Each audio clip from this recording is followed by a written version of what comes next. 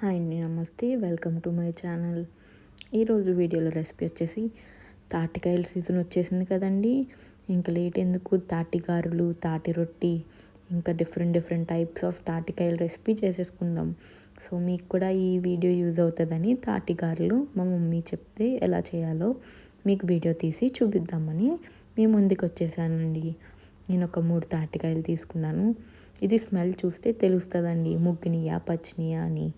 ఇలాగా 2 తాటికాయలు పట్టుకుని ఇలా కొడుతూ ఉంటే మంచిగా మెత్తగా అవుతుందండి. ఇప్పుడు ఆ పైన ఉన్న పీల్ అనేది ఇలా హ్యాండ్స్తో రిమూవ్ చేయాలి. చాలా జాగ్రత్తగా రిమూవ్ చేయాలండి, లేకపోతే చెయ్యి అనేది కోసుకుపోతుంది. ఇలాగా మొత్తం అంతా రిమూవ్ చేయాలి. ఈ ప్రాసెస్ అనేది చాలా పెద్ద ప్రాసెస్ అండి బాబు.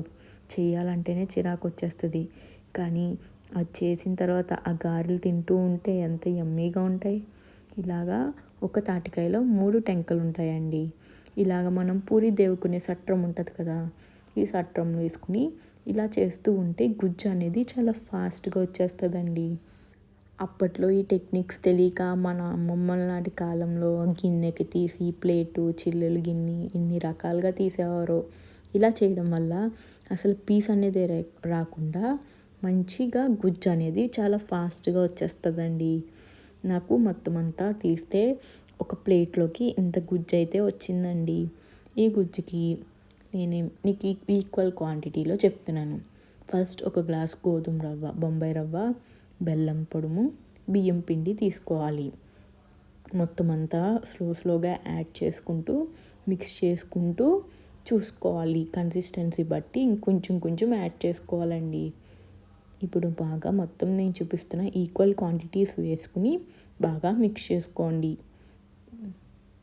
పిండి, రవ్వ, బెల్లం అనేది మొత్తం అంతా బాగా మిక్స్ చేసుకుంటే బెల్లంలో ఏమైనా చిన్న గెడ్డలు అనేది ఉంటే మనం ఒక 1 అవర్ నానపెడతాం కదండి, అప్పుడు కరిగిపోతాయి. బెల్లం ఉన్నా పర్లేదండి, ఏమీ కాదు. ఒకేసారి ఎందుకు యాడ్ చేయొద్దు అన్నానంటేనండి, మన చేతికి కన్సిస్టెన్సీ అనేది తెలుస్తుందండి. ఆ కన్సిస్టెన్సీ తెలిసేలాగా మిక్స్ చేసుకోవాలి. ఒకేసారి వేసేయడం వల్ల ఒకవేళ అది జోరవ్వచ్చు లేదా గట్టిగా అయిపోవచ్చు. సో మనం చెప్పలేమండి ఈక్వల్ క్వాంటిటీస్ మెజర్మెంట్స్ అనేది ఉంటుందని. వేసే కొద్దీ మీకే తెలుస్తుంది. చూడండి, మా మమ్మీ కొంచెం యాడ్ చేసుకుంటూ కన్సిస్టెన్సీ అనేది మిక్స్ చేస్తుంది.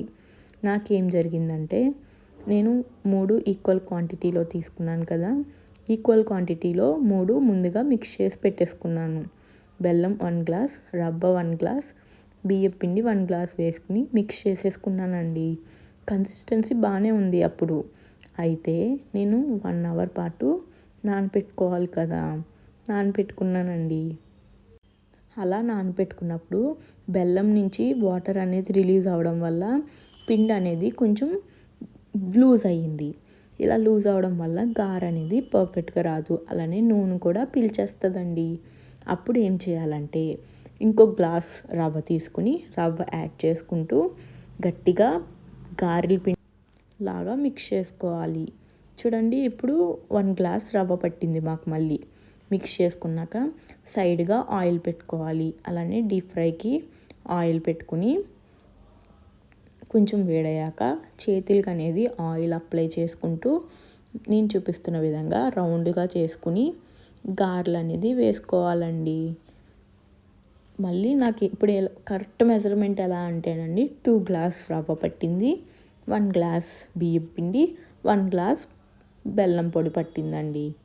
ఇలా అయిన తర్వాత చిన్నగా గారెలు అనేది వేసుకోవాలండి. హై ఫ్లేమ్లో పెట్టుకుని కుక్ చేసుకోవాలి, లేకపోతే ఆయిల్ అనేది పీల్చేస్తుంది. మంచిగా గోల్డెన్ కలర్ వచ్చేదాకా ఫ్రై చేసుకోవాలి. గోల్డెన్ కలర్ వచ్చాక మనం వేడిగా పక్కకు తీసేసుకోవాలి. ఈ గారెలు అనేది వేడిగా అస్సలు తినకూడదండి, కానీ నాకు వేడిగానే ఇష్టమండి. వేడిగా తింటే కడుపు నొప్పి చేస్తుంది అంటారు. వేడిగా ఉన్నప్పుడు తింటూ ఉంటే చాలా క్రిస్పీగా, బయట క్రంచీగా, లోపల చాలా సాఫ్ట్గా ఉంటాయండి. కానీ వేడిగా అయితే తినకూడదంటండి. చల్లారిన తర్వాత తింటేనేమో అవి సాఫ్ట్ అయిపోతాయి. సో మీకు ఎలా ఇష్టమో కామెంట్ చేయండి. నాకైతే వేడిగా ఇష్టం. ఇలాగ ఒక్కొక్కటి అతికిపోకుండా నీట్గా మిక్స్ చేసుకుంటూ గోల్డెన్ కలర్ వచ్చేదాకా ఫ్రై చేసుకోవాలి. చిన్న చిన్న చిట్టి చిట్టి గారెలు వేసుకుంటే చాలా క్రిస్పీగా ఫ్రై అవుతాయండి. ఇప్పుడు మంచి కలర్ అనేది వచ్చింది చూసారా, ఈ కలర్లోకి వస్తే సరిపోతుంది. బయటకు వచ్చాక ఇంకొంచెం కలర్ అనేది వస్తుందండి. ఇప్పుడు మొత్తం అన్నీ స్ట్రెయిన్ అవుట్ చేసేసి పక్కన పెట్టేసుకుందాం. ఆయిల్ అంతా వారే వరకు పక్కన పెట్టేసుకుంటే ఆయిల్ అంతా వేరే బౌల్లోకి వచ్చేస్తుందండి. అంతే, చాలా యమ్మీగా తాటిగారెలు అనేది ప్రిపేర్ చేసేసుకోవచ్చు ఇంట్లోనే. ఇంకా తాటికాయల సీజన్ కదండి, స్టార్ట్ చేద్దాం తాటికాయల రెసిపీ. నా వీడియో కానీ మీకు నచ్చినట్టయితే లైక్ చేసి, షేర్ చేసి, సబ్స్క్రైబ్ చేసుకోండి ఫ్రెండ్స్, ప్లీజ్.